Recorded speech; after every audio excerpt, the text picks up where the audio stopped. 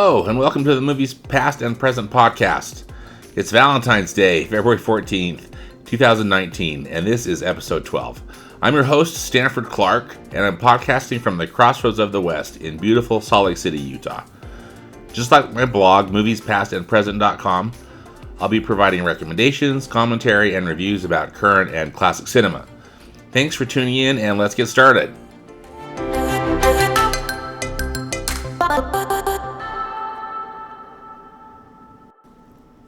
Well, happy Valentine's Day, everyone. Because of the holiday landing on a Thursday this year, some of this week's releases have opened earlier in the week, but all these films should be in a theater near you by this Friday. We've got 4 new releases to talk about. First up is ALITA Battle Angel, which is a sci-fi action pick from 20th Century Fox.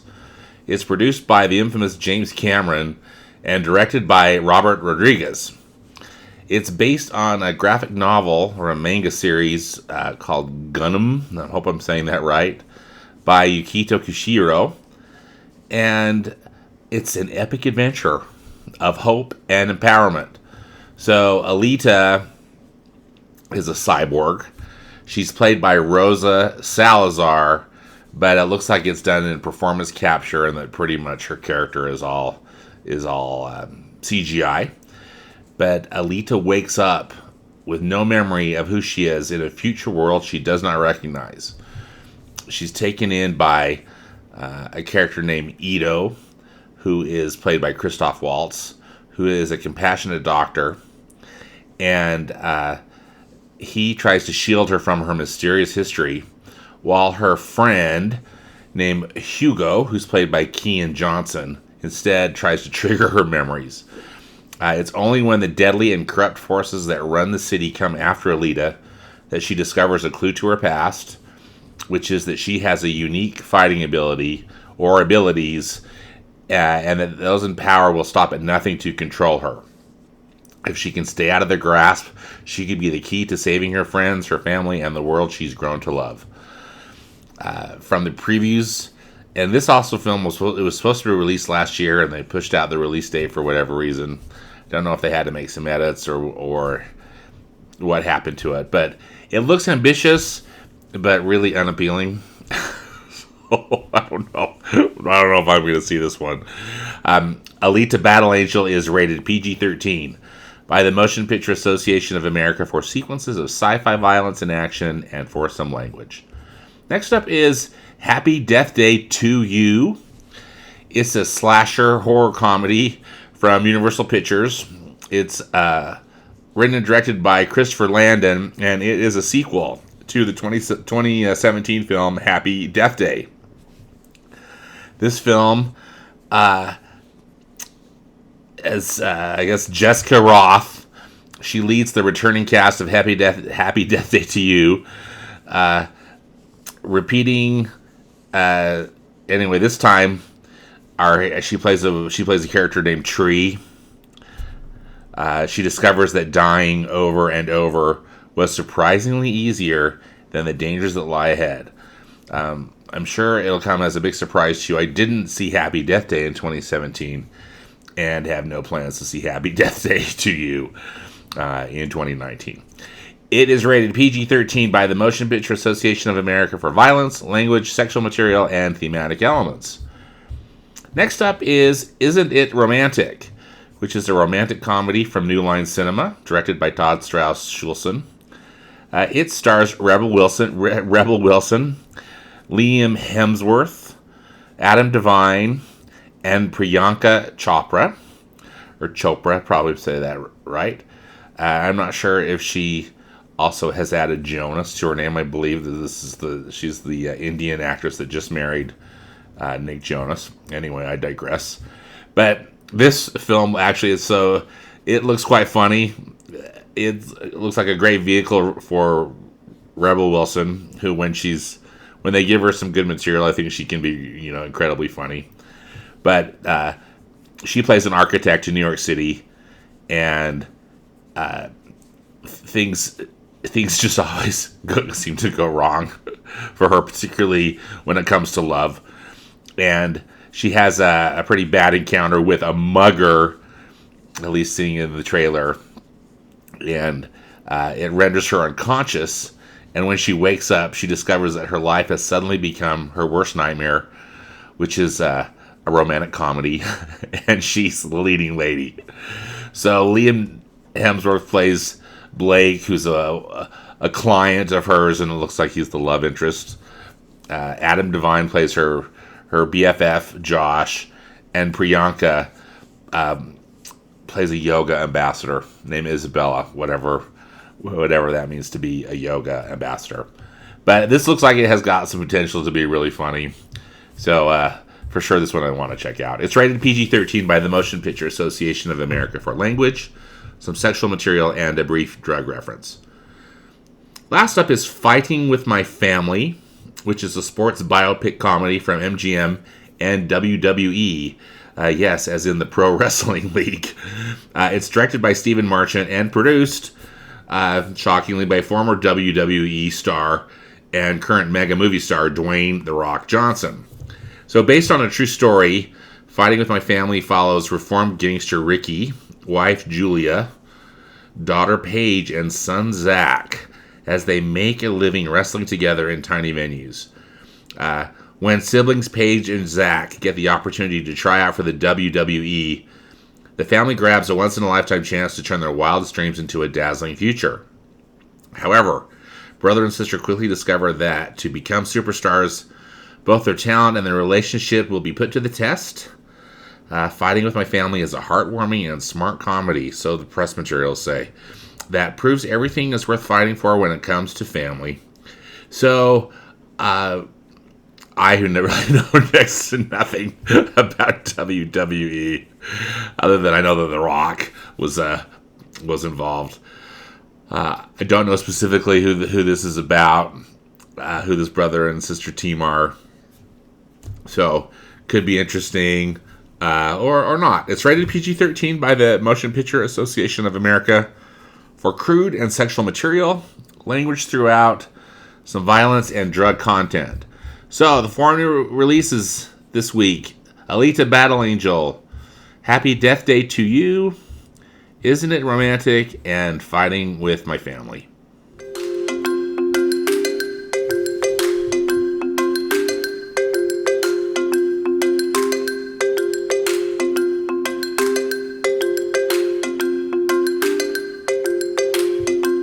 Okay, for reviews, I just wanted to briefly talk about the Lego Movie 2, the second part.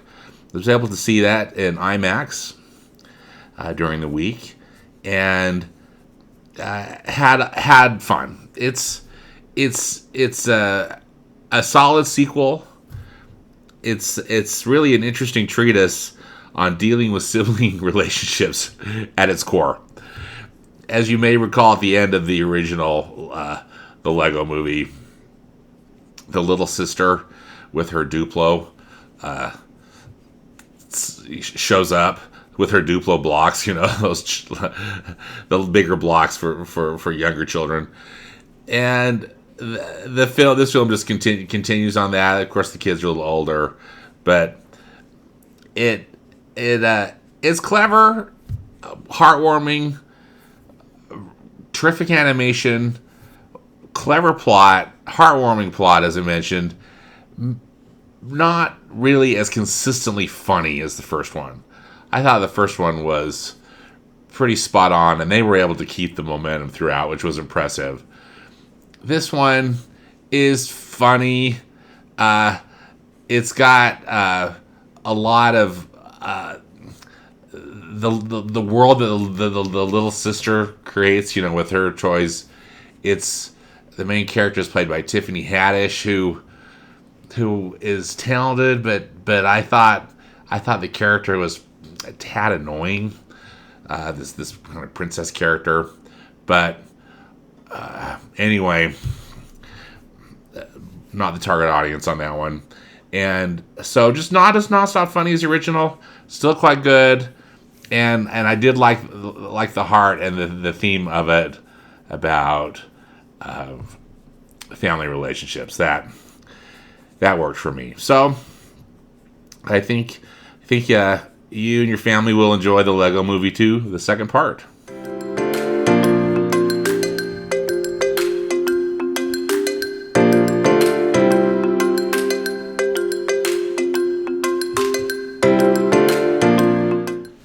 Okay, we've got some stuff in Classic Cinema Corner this week. First up, just a quick report on my TCM Essentials project. The film that I watched this week was City Lights, which is a 1931 film by Charlie Chaplin and starring written and directed and starring Charlie Chaplin. It's really, I think by many scholars, including Jeremy Arnold, who wrote this book, it's considered to be Charlie Chaplin's best work, or definitely one of the best.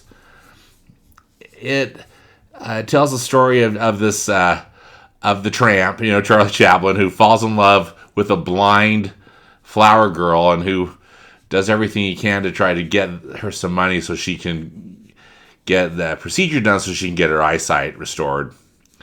And it's manic and slapstick and funny, but also incredibly sweet in the best sense of the word. One of the things that I was reminded about when watching this, and also watching some of the supplementary materials, I watched it from a Blu-ray disc that I got from DVD.com, of which I subscribe to, and it happened to be a Criterion Collection disc, so that was awesome, because how much I love the Criterion Collection. And some of the supplemental materials talked about just Charlie Chaplin's perfectionism and his work ethic. He, when he made this film, he was at a point in his career where the film distribution deal that he had the distributors didn't control his schedule. He did. And so he could just take all the time that he wanted and thought he needed to create his films. He had a studio in Los Angeles. It's still standing. It's off of La Brea Avenue. It's currently the home to the Jim Henson Creature Shop, or just Jim Henson Productions, the remainder part of the company that's not owned by Disney or Sesame Workshop. But he filmed he did the films there. It's documented that there's one particular scene where when he meets the blind girl for the first time and she hands him a flower, that supposedly he had that scene filmed over 300 times. Holy smokes. Just a combination of, is it perfectionism or is it just, kind of craziness, or just do it yourself ultimately. But and also that was another thing that I had read, that he I think would have almost preferred to be able to have played all the different characters, even though that's not necessarily practical. But an amazing work ethic and incredible attention to detail. And again, because of how he had set up this business deal, he had the time to do it the way he wanted. So I was impressed to know that, and I just really enjoyed it.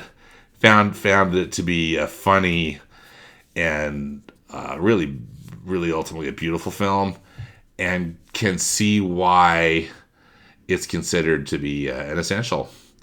So anyway, that's City Lights. Speaking of Criterion Collection, the Criterion Channel, which is the Criterion's streaming service, it opens on April 8th. So they're letting people sign up now, and as a charter subscriber, they are providing you, just as a treat for the next few weeks until they launch in April, access to a movie of the week. So they're just putting out one movie, and as well as the supplemental materials that go with it, which again make the Criterion Collection.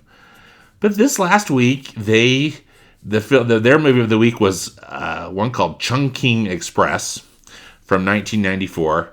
This is a Hong Kong film directed by the Hong Kong-based director Wong Kar-wai, and this is the first film I've seen of his, and it's really supposedly, according to the what I've read and also what they say at Criterion, one of the defining works of the 1990s. It's a film that put Wong Kar-wai on the map, the director. But it's an interesting story, which we'll talk about here briefly, and incredibly interesting, striking visual style. So I haven't been able to stop thinking about it since I watched it. But it's two stories in one, and so basically kind of two parts, but not necessarily even though in a way they mirror each other a little bit. But the narrative's very interesting. It's about two Hong Kong policemen, and they don't. So again, the first story focuses on one policeman. The second story focuses on another policeman. Both of these men are heartbroken. This first one, his girlfriend has broken up with him, and he decides she broke with him on April 1st, and he's going to give it a month before he decides to move on. He's giving himself a month, and how he's coping with it is this random thing. But he buys cans of sliced pineapple that have an expiration date of May 1st, and then he's going to eat them. He's going to eat them all on May 1st. Anyway, so he's buying this can a day. He's also, though, this first story has a bit of a film noir element, where he's chasing after this mysterious woman who's involved with a drug ring.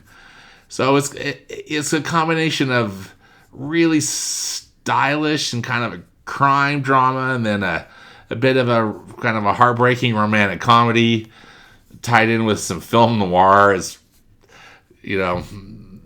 sounds bizarre, but I tell you, it was cool, particularly with the filming methods that the director was using on some of these chase scenes. I was very impressed. This second story is about, again, another cop, and he falls in love with he's been dating a flight attendant, and they break up, and so his rebound.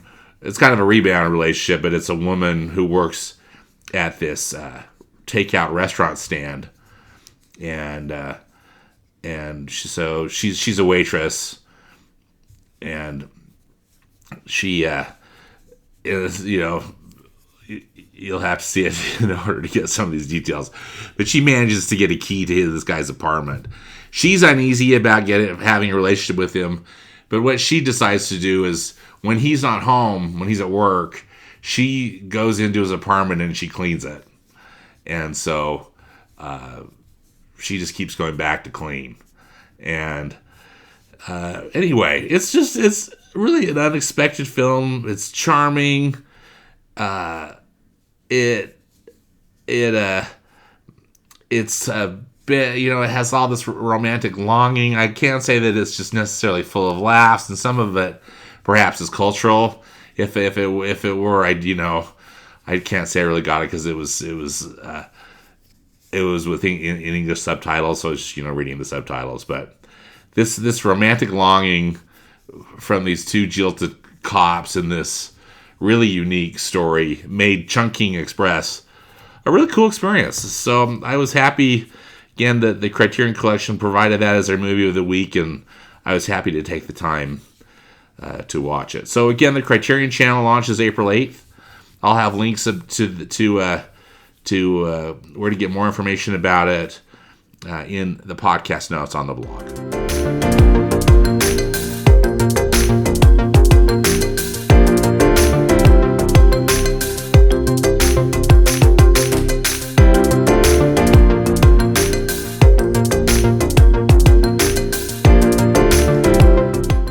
All right, for recommendations,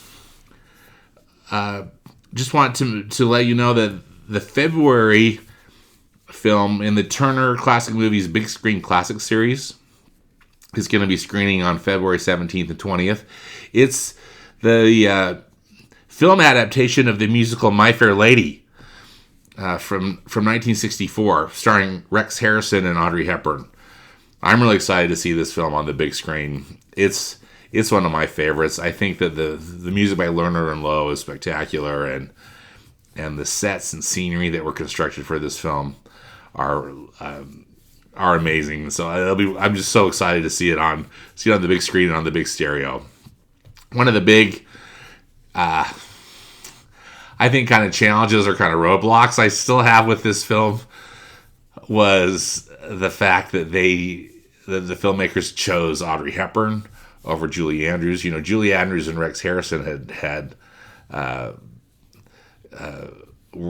played these roles on Broadway.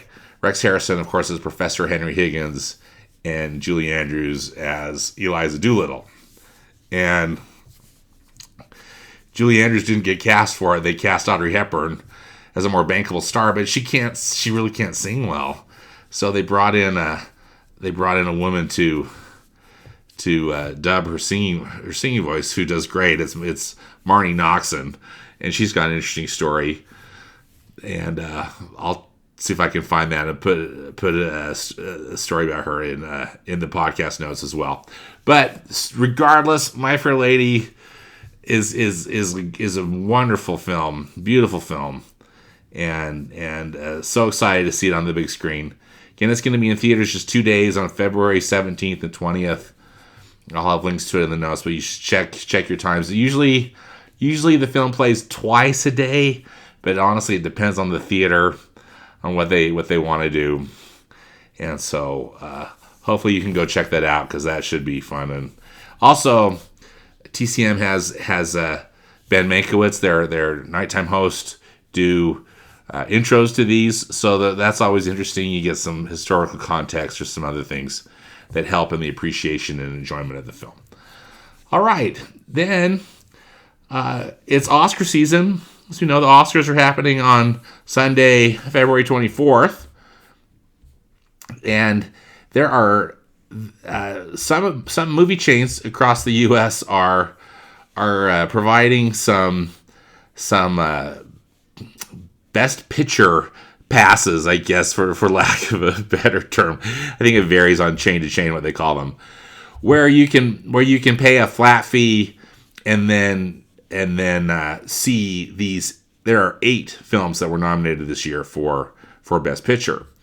So, for example, the local chain in my market, which is the Megaplex Theaters, they're offering this for $35. You can see each movie once, each one of these 8 movies once, and they have them just playing on various times over the next few days. You just have to look at the schedule. Cinemark is doing the same thing. They call it Oscar Movie Week. It's February 18th to February 24th. AMC offers what they call the Best Picture Showcase. And I think that AMC, one of the things that AMC does is they provide, it's almost like it's a 2-day marathon or something. And it's not happening in the AMC theater in my market. But I'll provide links to these in the podcast notes. But the 8 films, just as a reminder to you, the 8 films that were nominated for Best Picture for this year's Oscars are Roma, The Favorite, A Star is Born, Black Klansman, Bohemian Rhapsody, Vice, Black Panther, and Green Book. And I've seen most of these. Actually, I've seen all of them but Black Klansman. I'm hoping to see Black Klansman at this. But also, I saw Roma it played in theaters for a few days, but mostly it's just been on Netflix. So that's one I think would be really great to see on the big screen. And then, if possible, maybe catch a couple of other favorites, too. So that's pretty cool. So Best Pictures nominees on the big screen. If that's your thing, hopefully some of these links that I'll put on the podcast notes in the blog will help you out. And again, the Oscars are going to be on ABC on February 24th.